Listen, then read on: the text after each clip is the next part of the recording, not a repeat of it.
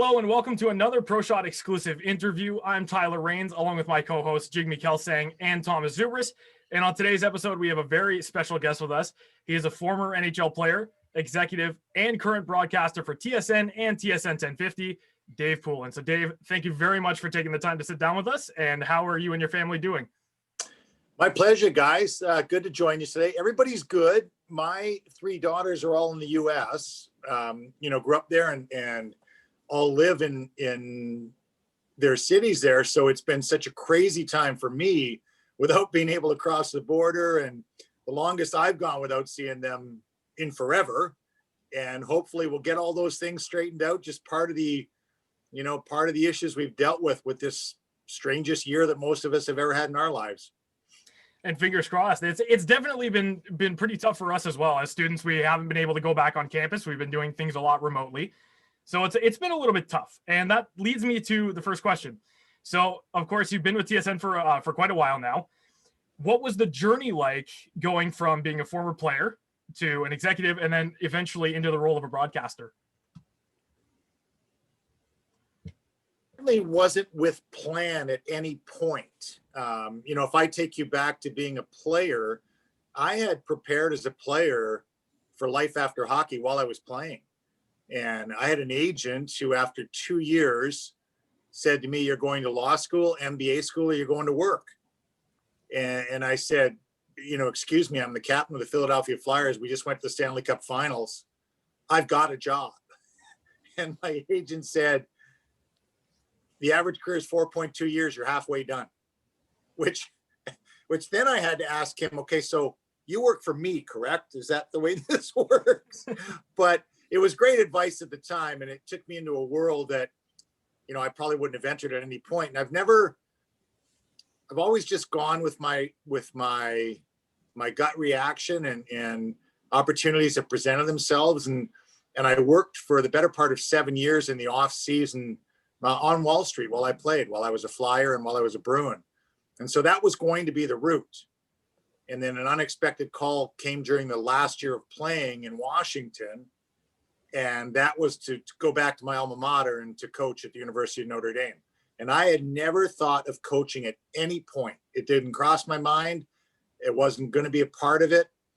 I was going to be done playing and move on to my next life. And the opportunity to go back to Notre Dame to raise my three daughters there was just too good. And so I transitioned literally 2 days after I finished playing in Washington. I was the head coach at the University of Notre Dame. So I enjoyed 10 years of coaching there. For 2 years, I was an administrator, athletics director, and with a project of building a new rink, which we were able to do. I went into private industry for a couple of years in Chicago.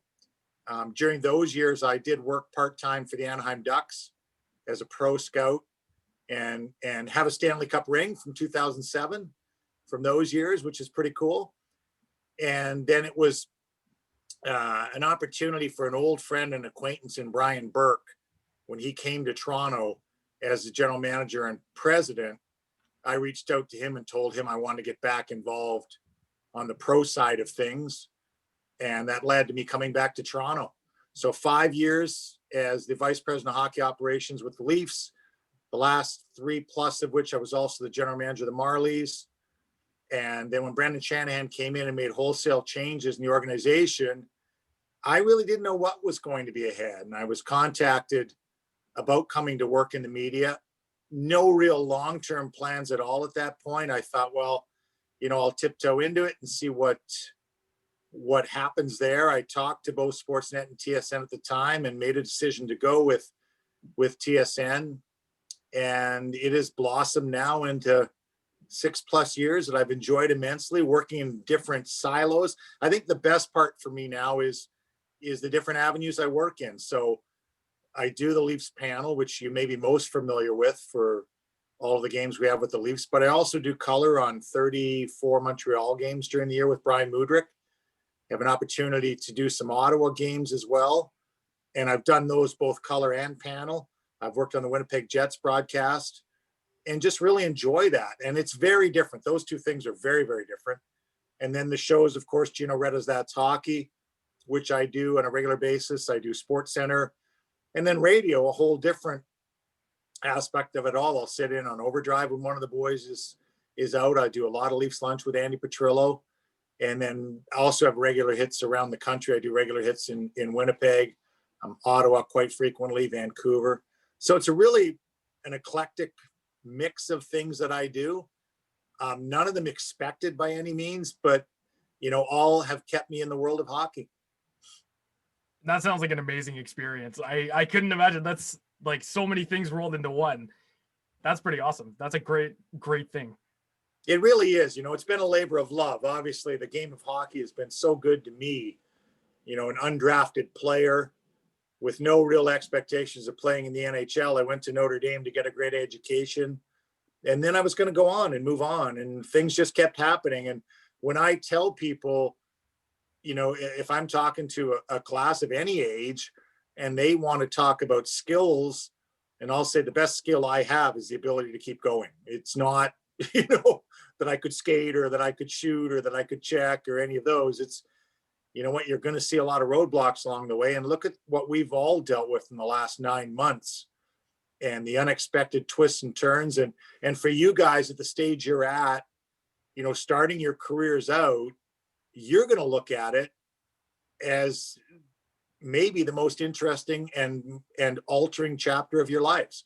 That's the way you're going to look at it. When you're asked a question 5 years from now or 10 years from now or wherever you are and whatever you're doing, your answer is likely going to start with the year of the pandemic, what you were doing then and how that did or didn't take you on a different path. Absolutely. You're completely right about that. Okay, Jigme, I think you've got the next one actually. Yes. So Dave, I don't know if you've answered this in the question that you just answered with Tyler, but if not, I'd like to ask this now. I'd kind of like to know what drove or led you to wanting to become a great budding sports broadcaster and radio personality for TSN, and more importantly, a TSN hockey analyst.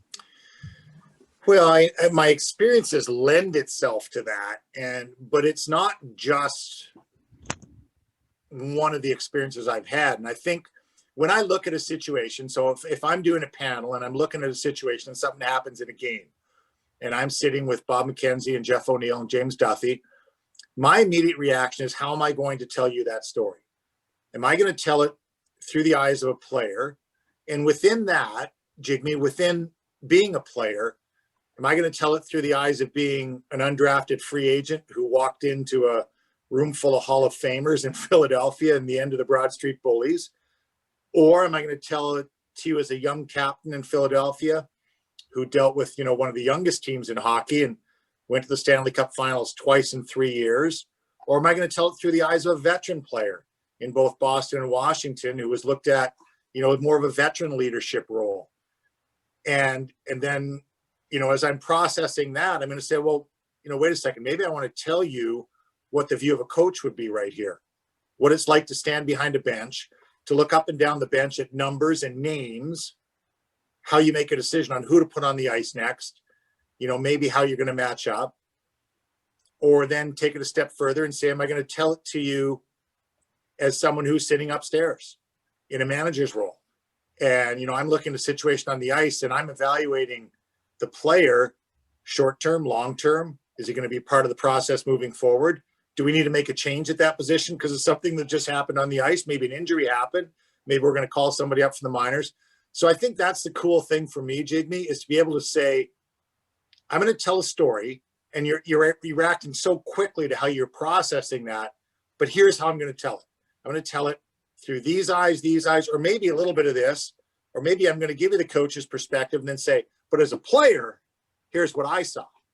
So I think that's probably what makes it most interesting for me, when I read, and then I try and draw outside life analogies into it and say, okay, well, I'm looking at it this way, but you as an accountant or you as a lawyer or you as a businessman may have looked at it in this manner. So I like to merge everything together, and it gets pretty chaotic in my head sometimes, believe me, because you're doing that while you're processing, and maybe you have 2 minutes to make that decision or 30 seconds to make that decision. And Dave, exactly, I think you're absolutely right. It's kind of a mixture of everything, basically. It's like you're doing a school project all over again. because you have to incorporate all sorts of levels and components to everything that you have to do. And so I think like we really admire what you do on there, and all the other people who work there. You guys are so classy and so professional with everything you guys do. The way you report things are very professionally done, and we admire you and we thank you.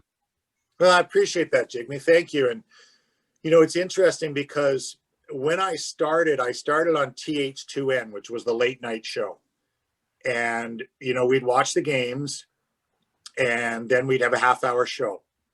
And sometimes we'd have the show twice. So you'd have at 11:30 when the East Coast games were done, and maybe report up to the first period. And then you'd clean it up with maybe the San Jose and the Anaheim game, or the Vancouver game and the LA game.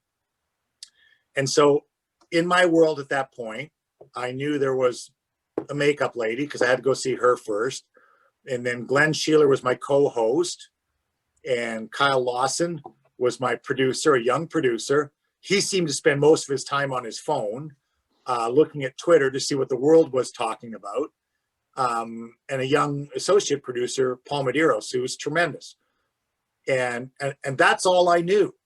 And then there were two cameramen working in the studio.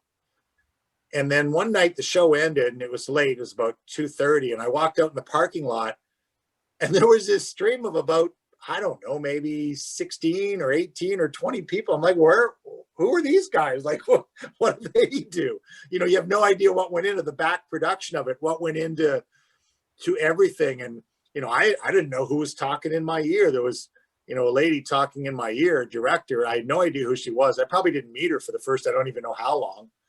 And so I think when you say that and you compliment the people you see on air like that, there are so many people behind the scenes. And, and I'd actually stop people and say, okay, what do you do? Like, what is it that you do? And the same thing with the group, That's Hockey group that produces Gino Retta's show. It's the same type of thing. That's a really cool office. You guys would love that office because you go in about 4:00. For That's Hockey, the first call comes to me about sometime between 11 and noon from the producer that says, here's what we're thinking about for tonight. So start thinking about it. We build the show through the course of the day. In normal circumstances, I drive in about 4 or 4:30. I'd get makeup on and then go into the office. And the office, the entire group of guys that have been building the rest of the show, the pre-tape pieces, the Chiron, all the back stuff, the last minute of play, and all of those guys, they're in an office just like you'd see a 9-to-5 office. It's a great group of guys, highly, highly talented. But it would be up to me to stop them and say, okay, what do you do? And what does that mean? Because there's so many different pieces that go into putting these shows together. And they're the best. They're the best at what they do. All right, Dave, now to go on to the next question after those amazing stories that you told.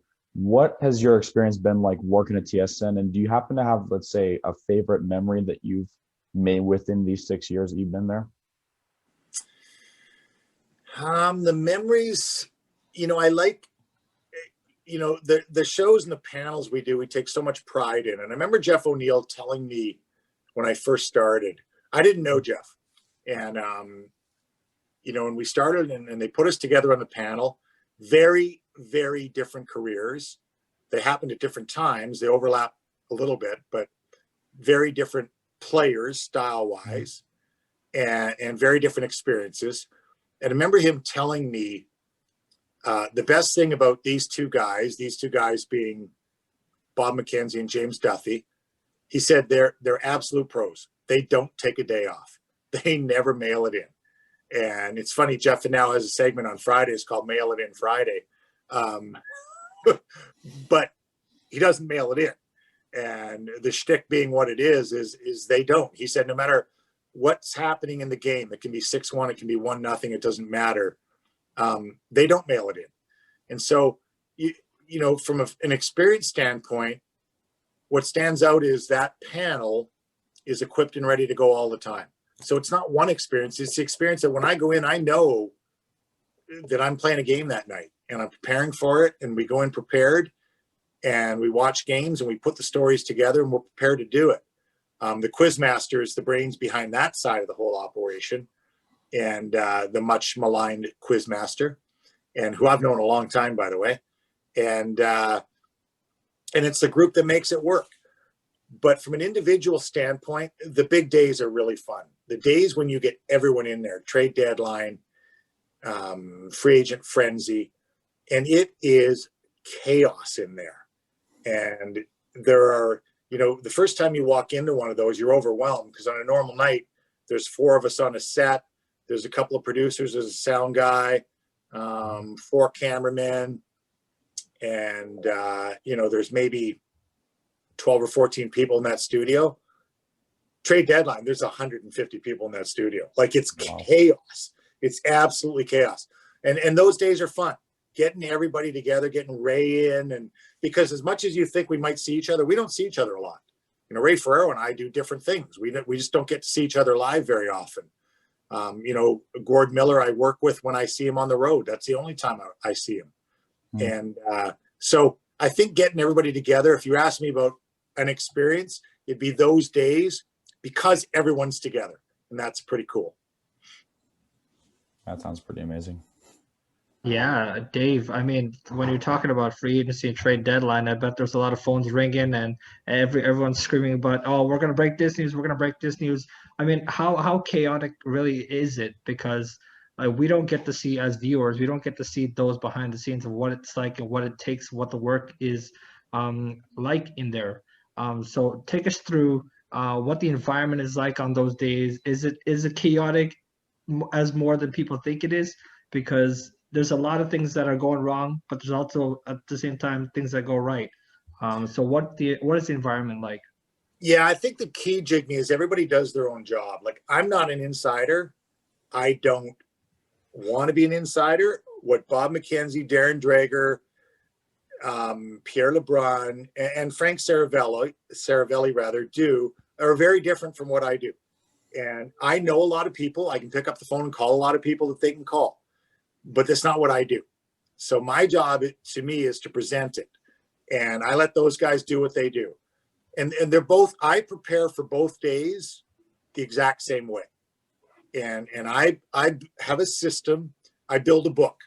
That's what I do. It's different from what everybody else does, but what works for me, I build a book for that day, and that book it's 2 pages on each team, and it's the exact roster that team has on that day, with the money situation. So restricted free agent, unrestricted free agent, and also their top prospects in their organization through draft, AHL, college, wherever they may be. So I can get that information from 5 different websites, but I don't want to look at 5 different websites that day. I want to open the page to the Toronto Maple Leafs, and on those 2 pages, see everything that's happening. And then if they've already just made a trade, that comes in a different color highlighter. What comes in and goes out is different. And so I want to be able, when James Duthie turns to me, to know who the second player was in the deal, where he played, what it's about. And I want to be able to tell you 4 or 5 or 6 things about each player. And even if it's a prospect. And that's the pride I take in the preparation I do for those days.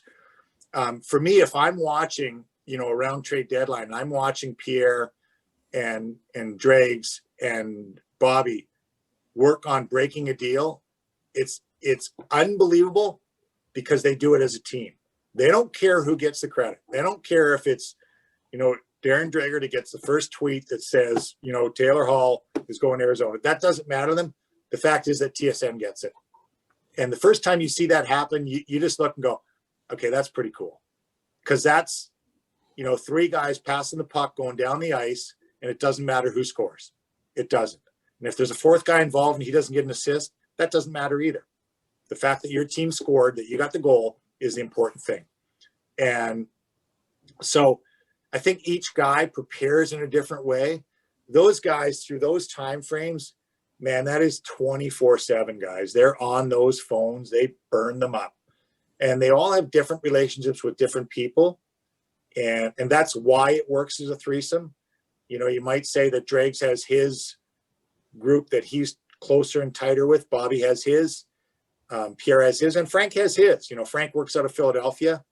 The other three all work out of the Toronto area, but Pierre obviously is works the Quebec side of things as well, being from Hearst, and Dregs is from out west, so does work the west side of things. And Bobby's just been around forever. So, you know, it's a unique group of guys. But the preparation is one thing, because when you say to me, well, you know, you look like a natural, you make it look easy, that's a compliment, because there's nothing natural about it, guys. I mean, the lights go on, the cameras go on, you know, and the first time it happens, you're like I've done a million interviews as a player, as a manager. Still, when you're on the set and the lights go on and the camera goes to you, you know, you're going 100 miles an hour and you're going, holy smokes, this is happening really fast. And the only thing that gets you by it is the number of seats that you can get, the number of reps you can take, you know, the more opportunities you have to do it. And you've got to get the reps in, you've got to do the work. And that's where, you know, doing the podcast that you're doing now are so valuable, because you get an opportunity to do it. You get an opportunity to get the reps. Absolutely, Dave. And so that was really informative, because we don't really get to see what the environment is like back there. So to know now a little bit about like what goes into it and whatnot, I think I'm going to pass it over to Tyler to talk about a little bit about the difficulties and, you know, how to overcome them. So Tyler, take it away. Yeah. So, and especially in that kind of environment, you were mentioning that it's like, it doesn't always come so naturally. You're kind of in front of the camera and it's just right then and there. Did you, in your career with TSN so far, if you've had any memorable challenges, what kind of challenges have you faced and how did you overcome those? Yeah, that's a really good question, because as I said, you know, you may look at me now and watch me on TH tonight and say, well, you know, that was really easy, or that was really smooth. And I'll give you a great example. Last night, operating from home now, to do the Overdrive show, guys, it's 6 individual devices for me, 6 different connections and hookups. It's chaotic. I'm not a techie. So last night, I'm on live on TH, and just before I go on, my sound connection tells me I've timed out, which I've never heard before. I have no idea. So I know I'm coming up live, but I've got no sound. I can't hear anybody talking to me. The director's trying to get me. The producer's trying to get me. I can't hear Gino. I can't hear Frank. And I know I'm coming up. So you got a decision to make. Are you going to try and fix the sound? And so now I reopened and reinitiated a program and on my sound device, and just hoped I could get it done. So when the camera comes on, actually I'm looking down, and somebody texted me and said, don't you know when you're coming on camera? I'm like, well, I did, but I had to make a decision because I had to get the sound right or I'm not doing the hit. You know, you have no idea. So I think just having the comfort to do that and not panic. You know, you're going into Jay and Dan live from home with a highlight package. It's 3 minutes after the game ends and you haven't seen the highlight package because the editor's doing that from home. So the first time you're going to see the highlight package is live on national TV. And yeah, and you're looking at, and so you've got a return monitor. I'm looking at the screen. I'm looking at a return monitor. I've got a different sound device. I'm plugged in different ways. And it's like, okay, let's hope this works.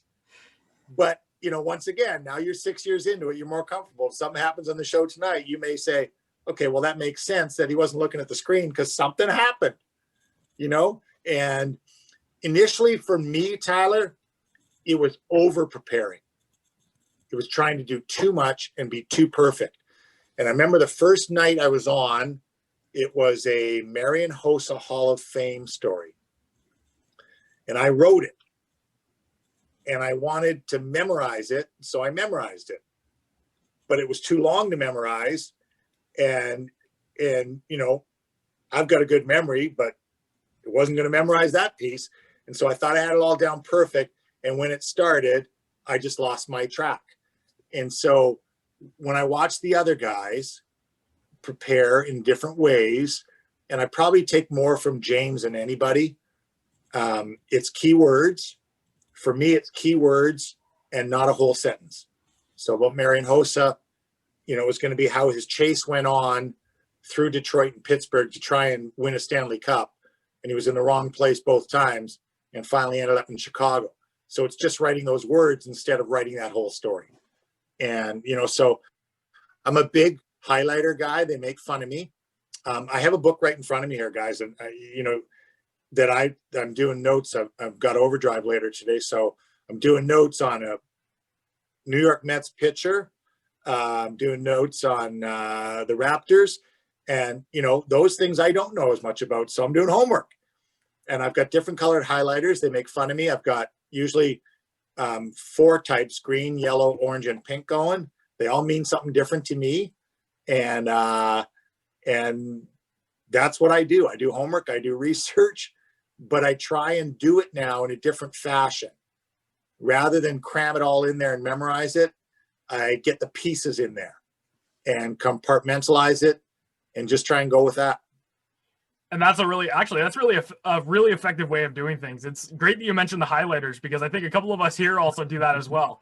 It just keeps you more kind of focused on that one thing, as opposed to just reading it all in paragraphs and getting your information jumbled up. And that's like the worst possible thing that can happen. And Tyler, I'll take you a step further. James Duthie, in his preparation, James Duthie is brilliant, guys. Like he is beyond.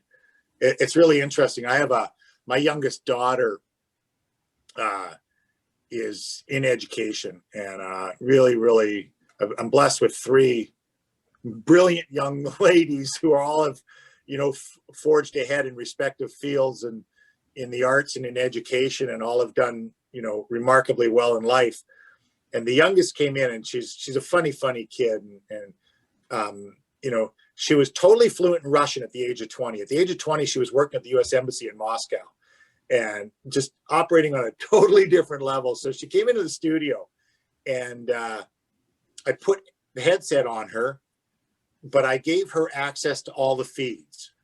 So when I've got my IFB in, I can basically only hear the producer and director. They open their keys to me. The sound guy can open his key, but they'll just open it when they're talking to me. James has all the traffic going through his ear. So I opened all the keys for my daughter, and she listened to the whole production. And so afterwards I said, "What do you think?" And she said, "Well, I'm amazed by a few things," but she said, your AP, your assistant producer, is just ice water in his veins. So you've got a whole intermission planned. You're getting ready to do it. He's got the highlight packs. He's doing all the communicating with the editors. He's getting what you want. And then there's a goal in the last 30 seconds of the period and everything changes. And she said, he didn't even blink. He was just flawless. He just went with the flow, got everything changed, went to commercial break, came back, told you what was on. So she goes on and on about him. And then she stops. She goes, "But James, he's a genius." And I started laughing. I go, "What do you mean by that?" She goes, "Dad, I can't believe what he processes. He's talking and the producer's talking in his ear while he's talking." And she said, and I'm just like, I'm distinguishing which voice is which. And I'm realizing that while he's talking, he's getting information of what's coming next. And she said, he just sorts everything through. And, let alone which camera's coming to him, it's single shot, wide shot, double, whatever's happening. And he handwrites everything before each show. He doesn't use a teleprompter. Wow. So when you see the Sports Center people, they use teleprompters. Everything's all written, scripted. James, nope, he's flying. And so he handwrites everything. So for a normal Leafs game, he's in the chair. He's with the producer, I think, by about 3:30 for a 7 o'clock game. So 6:30 pregame, 7 o'clock game. He's with the producers probably by 3 or 3:30, and they work ahead of us coming in. But then he goes to his seat at the podium, and he's sitting there probably for, I'd say, a good hour and a half before it starts, and he's writing. And he writes what he's going to say in the show. and it's comical. His writing is really messy. And so the camera will be on Bobby Mack, and James will lean over to me and say, "What's this say?" And I'll look at him, I'll say, "It's in your handwriting. I have no idea what it says." But that's how he gathers the information in his head. You know, it's no different than if I really want to know something, I write it down rather than type it even. Because if I type it, I don't remember it as well as when I write it. So, you know, watching him work and watching him prepare for what he does, I've learned a lot from. That's really great to hear. Honestly, I didn't even. I knew that he was pretty fluent on the air, but that's a crazy process. Unbelievable. It is that. He's good at it, boy. He makes everything. You know, he's obviously very confident, but he's got a humble nature about him that just wraps you up. And there's a reason he's the best. Absolutely. Absolutely. Now, before we don't have much time left, but I wanted to ask you a couple of Leafs related questions. So Okay. During the offseason, of course, we've seen that they made a couple of moves. And from past teams, we've seen that they look great on paper, but not necessarily on the ice. How does this team kind of line up towards those other teams? Well, that's going to be the challenge. I think that, you know, management went out and Kyle Dubas went out and decided that he was going to get some specific elements and ingredients. And his philosophy, and he hasn't changed from his philosophy in that it's all about speed and skill. But I believe what he's recognized, you know, he's been in the National Hockey League for 6 years now, is that there are different elements necessary at different times. And that's the addition of a Wayne Simmons. And he's done it in the past with a guy like Kyle Clifford, but Wayne Simmons certainly. Joe Thornton is a really intriguing one, guys. And it's intriguing. The whole league is watching to see what happens with Joe Thornton. He's 41 years old. And, you know, he's had just a magnificent career, but it's his role as a mentor and a leader, I think, that's going to be stretched and challenged the most here. And I think that's what everyone is intrigued to see.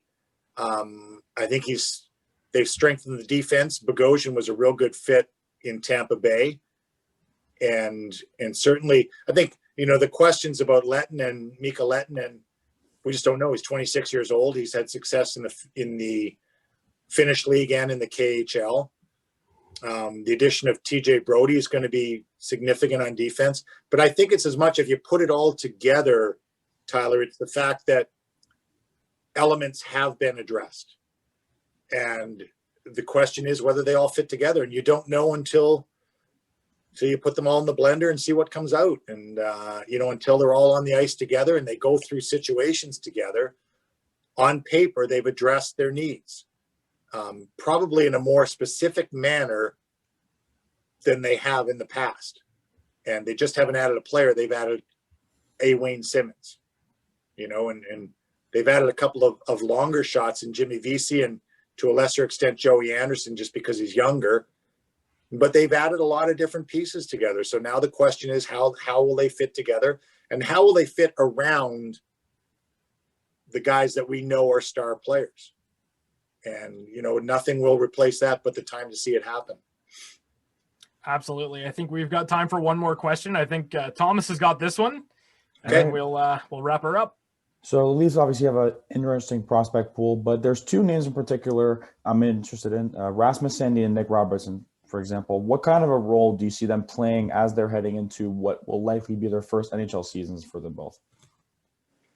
Well, let's start with Rasmus Sandin. I really like the player. He fits the style of defenseman that's excelling in the National Hockey League right now. He moves the puck, very good skater. What happened when I watched him closely last year in his audition with the Leafs is he was getting hit. And, you know, he could make the play, but at the American Hockey League, he could make the play and avoid the hit. In order to make the play here, he was taking the hit. And for me, he was getting hit a little bit too often. Just, you know, he's not an overly big guy, and there's some big guys doing the hitting there. And so that's the adjustment, the combination of being able to make the play and not put himself in a vulnerable position, I think will be something that he'll have grown from last year. You know, from a standpoint of seasoning, he's going to be challenged to make the team at the start of the year, just on the fact that you're assuming that Lettinen has more experience, albeit not in the National Hockey League. You know, assuming Bogosian's going to play, certainly. You know, Brody and Riley. You've got Justin Hall in place. You've got Jake Muzzin in place. So just in terms of number of spots, he's going to have to push somebody out. And but I like the style of game. I like the way he plays. And I think it fits today's game very well. Nick Robertson, I know less about. I loved his energy when he came in last year. And there were small details, guys, that I saw. A couple of power play opportunities he had early. First of all, he was on the power play, which says a lot. But the fact that he was willing to shoot, and that may sound funny, but there's a selfishness that's required that sometimes a young player is hesitant to do. Mm-hmm. And, you know, he's going to defer and Austin Matthews is open, I'm going to pass him the puck. Well, if Nick Robertson's going to be successful, he's going to have to shoot the puck and not just pass the puck to whomever he's playing with. And there's a way to respect the veteran, but also play the game that you have to play to be most successful. And, you know, I think they're going to give him every opportunity because of the energy he brings and the skill level he brings. And it'll be up to him to take advantage of that. But once again, up front, you know, you've got a kid like Jimmy Vesey, who's 27 years old now, 28 years old. Mm-hmm. And, you know, 4-year college player at Harvard. And he had 3 17-year goal years in a row, you know, before falling off last year. So a little more experience, a little more savvy, a little more humble in that, you know, he's taken a step back now since going to Buffalo. So, you know, Nick Robertson's going to have his work cut out for him. I like what I see in the package. Whether it's ready or not is what we'll find out. All right, and that's about all we have time for. Dave, I wanted to thank you very much again for taking the time to sit down with us, and we wish you all the best going forward. My pleasure, guys. Keep working hard and best of luck in your endeavors. All right, thank you very much. Thank you, Dave.